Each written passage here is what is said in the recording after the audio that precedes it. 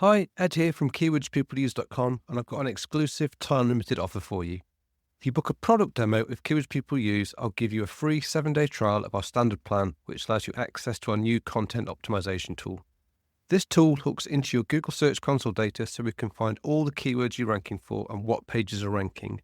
We then crawl your site content and use advanced machine learning techniques like embeddings and cosine similarity to find you content optimization opportunities that will quickly boost your impressions and clicks from Google.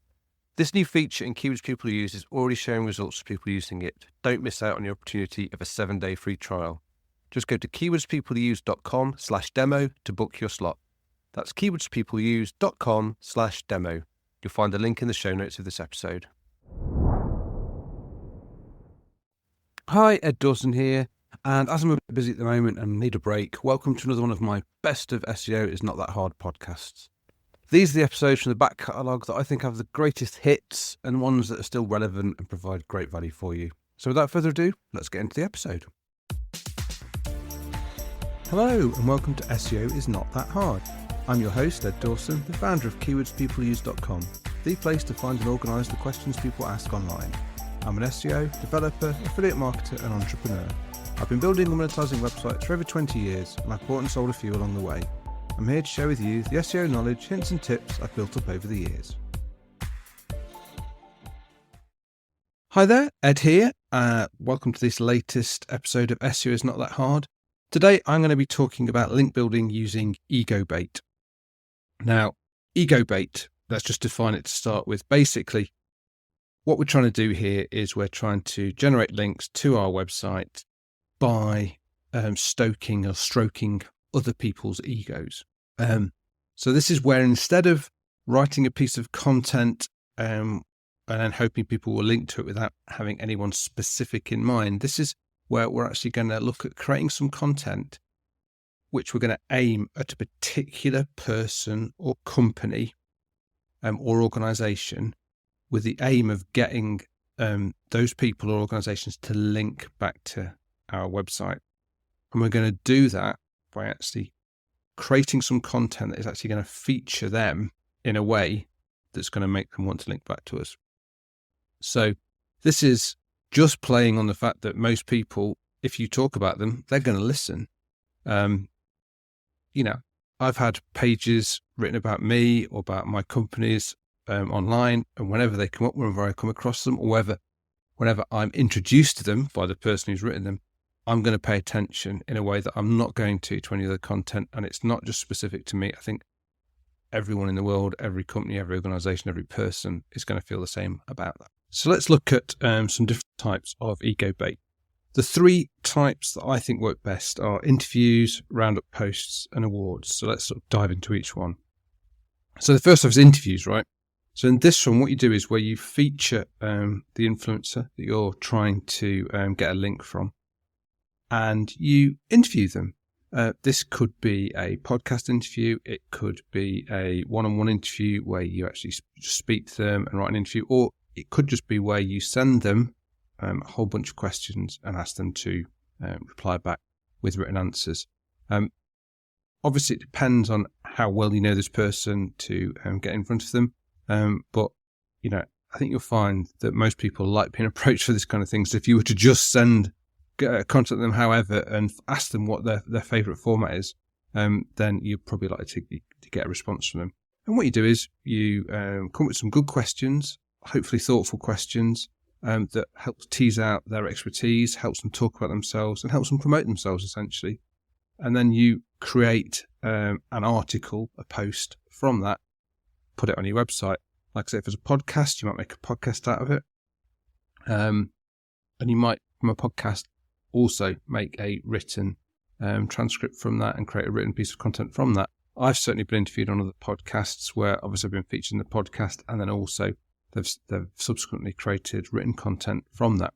Obviously, once you've got your interview post up and live with them, you obviously want to share it with them and say, hey, I've got the interview live. Thanks for doing it for us. Do you mind sharing it with, on your website and with your followers?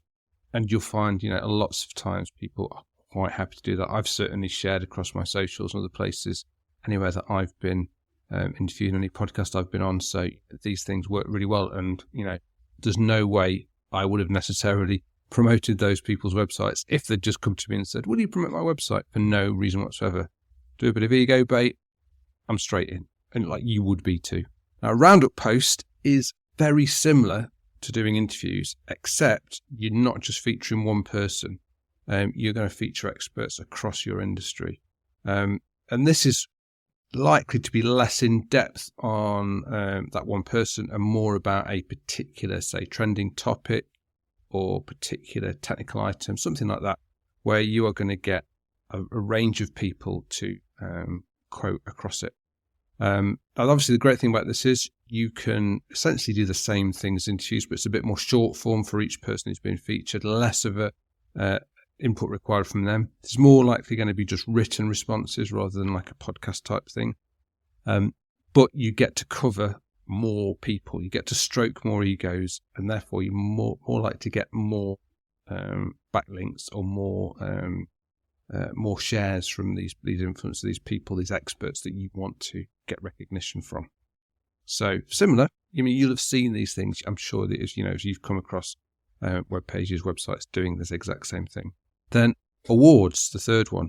Now this one, works better, I think, with companies than the first two. The first two tend to be very personal related. It's hard to interview a company. Obviously, you can approach a company founder, but it's hard to interview a company.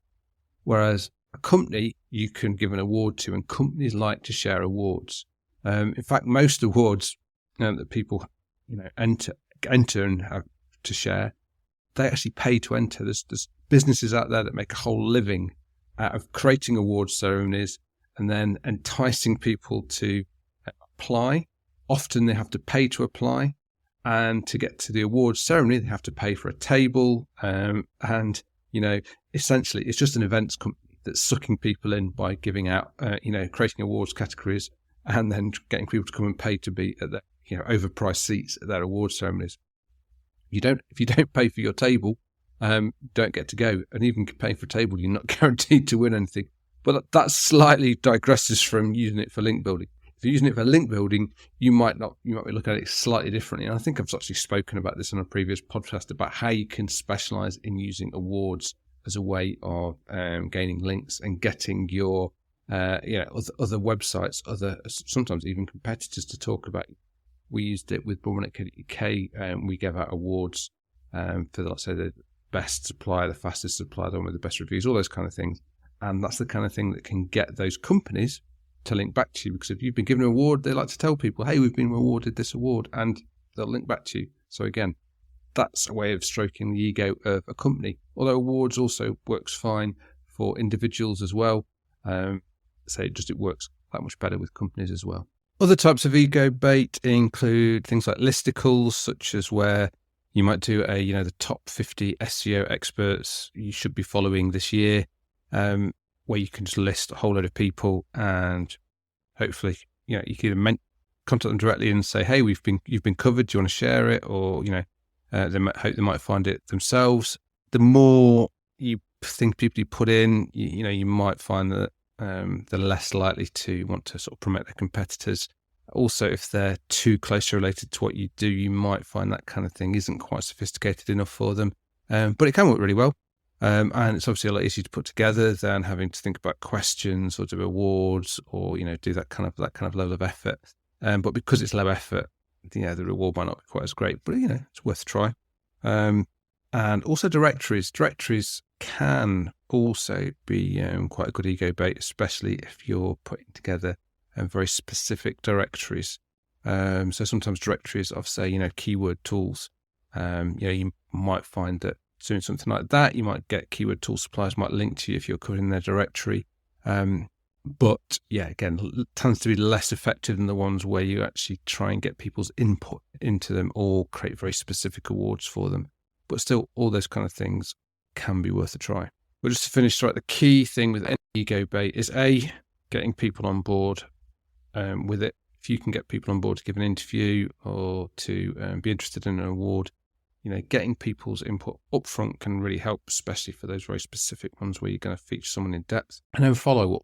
The follow-up is really, really important because if you don't ask people to link back to you or to share it with their audience, then they're not necessarily going to do it. So always follow up and just suggest, oh yeah, would you maybe consider sharing it?